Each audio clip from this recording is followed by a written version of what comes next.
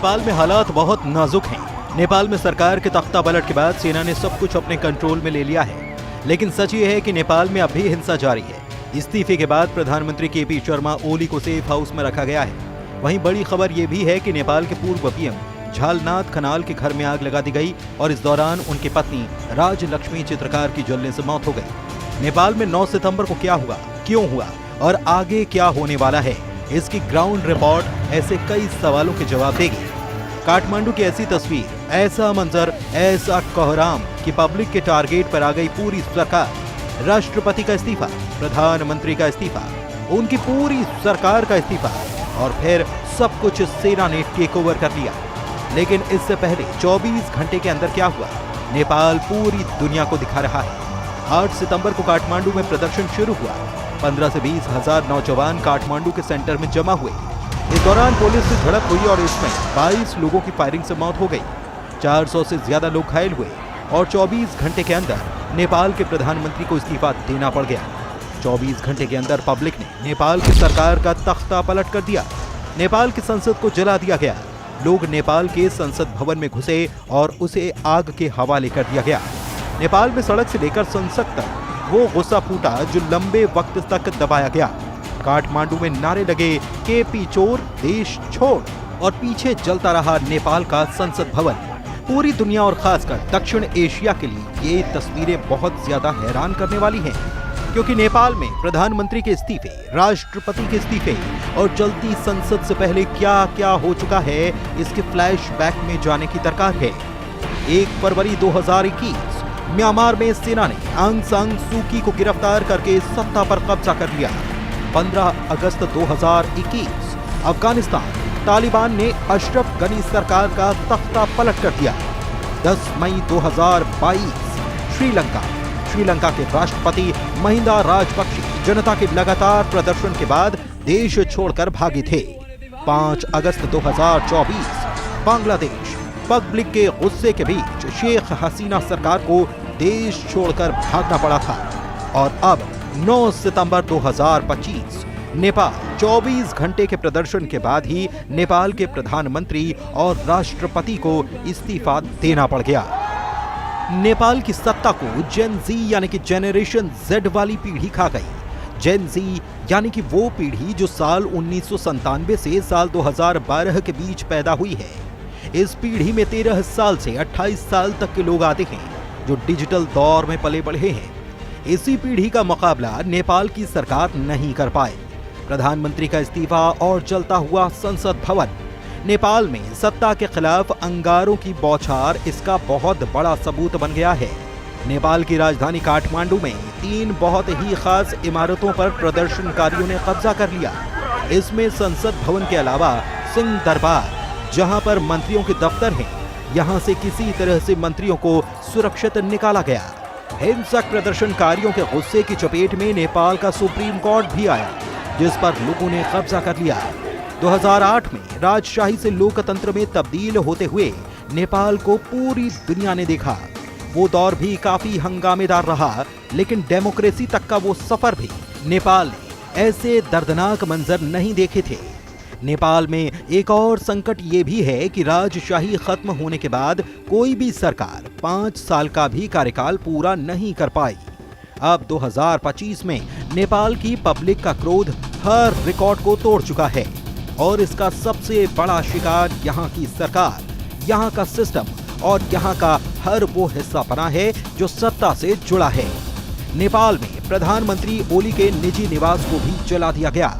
ये तस्वीर बता रही है कि नेताओं पर नेपाल का गुस्सा कैसे फूटा है। नेपाल में राष्ट्रपति के निजी आवास को भी पब्लिक ने जला डाला।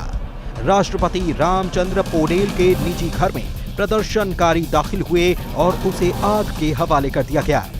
इस वीडियो को जरा देखिए, जिसमें नेपाल के वित्त मंत्री विश्व पौडेल को दौड़ा दौड़ा कर पीटा गया। वीडियो सोशल मीडिया पर वायरल है और इससे अंदाजा लगाया जा सकता है कि सरकार को लेकर गुस्सा कैसे फूटा है। सड़क पर जान बचाने के लिए भाग रहे नेपाल के वित्त मंत्री और उनका भेड़िए की तरह पीछा कर रही पब्लिक। नेपाल में पूर्व प्रधानमंत्री शेर बहादुर देउबा भी इस गुस्से से नहीं बच पाए। घायल हालत में उनका वीडियो वायरल हो रहा है।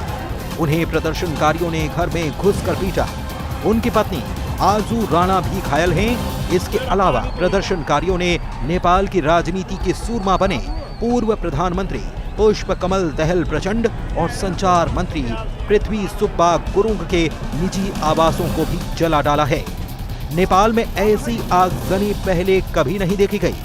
नेपाल में वही आग लगी जो दक्षिण एशिया में कई और देशों को जला चुकी है।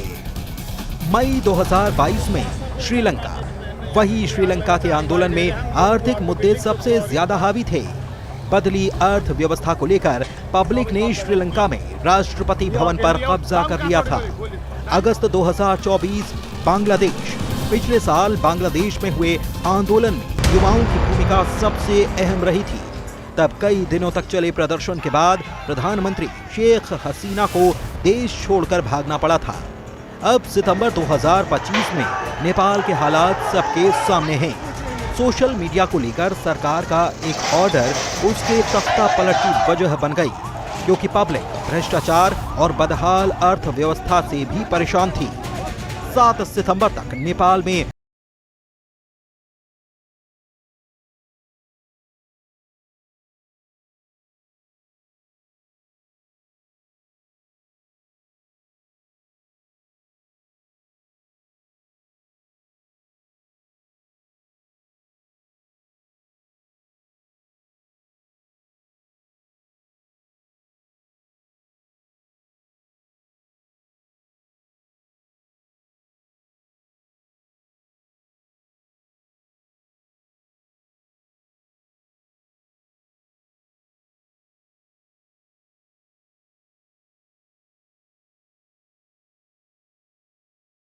पुलिस की तरफ से फायरिंग शुरू हो गई। नेपाल के नौजवानों का गुस्सा यहां के निष्क्रिय राजनीतिक ढांचे को लेकर काफी वक्त से उबाल ले रहा था।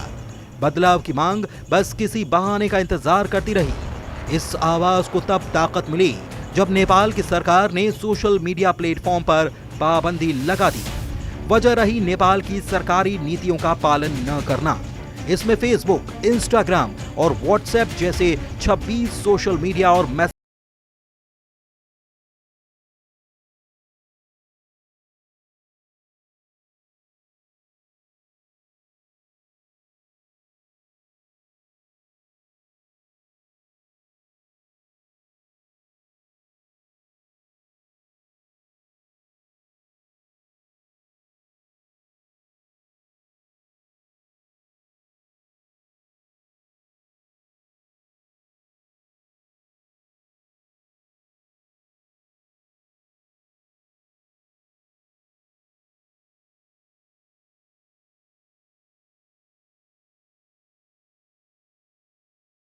नेपाल में बढ़ते भाई भतीजावाद को लेकर यह गुस्सा और तेज होता चला गया।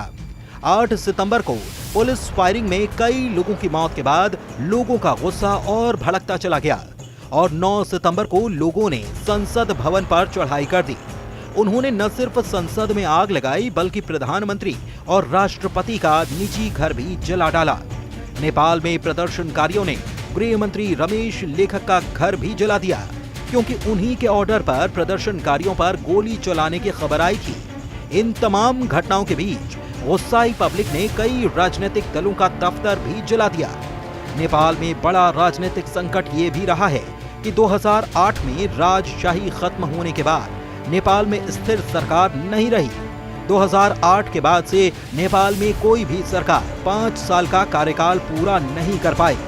नेपाल में भ्रष्टाचार के मामले भी उठते रहे हैं, लेकिन कभी कोई निर्णायक एक्शन न होने से अब पब्लिक एक्शन दिखाने पर मजबूर हो गए। नेपाल में 15 से 24 साल की उम्र के बीच के युवाओं की तादाद बहुत ज्यादा है और इस वर्ग के पास नौकरी के मौके भी काफी कम हैं, क्योंकि बेरोजगारी नेपाल में बड़ा संकट बनकर उभरी है। बची हुई कसर नेपाल की सरकार ने पूरी कर दी जब उसने नौजवानों के बीच पॉपुलर सोशल मीडिया को बंद करने का ऐलान कर दिया। अब देखना है कि नेपाल में आगे क्या होने जा रहा है। सेना ने सब कुछ अपने कब्जे में ले लिया है, लेकिन आगे नेपाल का नया नेतृत्व कैसा होगा? क्या ये नेपाल की चुनौतियों से मुकाबला कर पाएगा? और सबसे बड़ी बात, जिस मकसद को लेकर यहाँ के लोगों ने नेपाल में तख्ता पलट किया है। क्या वो हासिल हो पाएगा?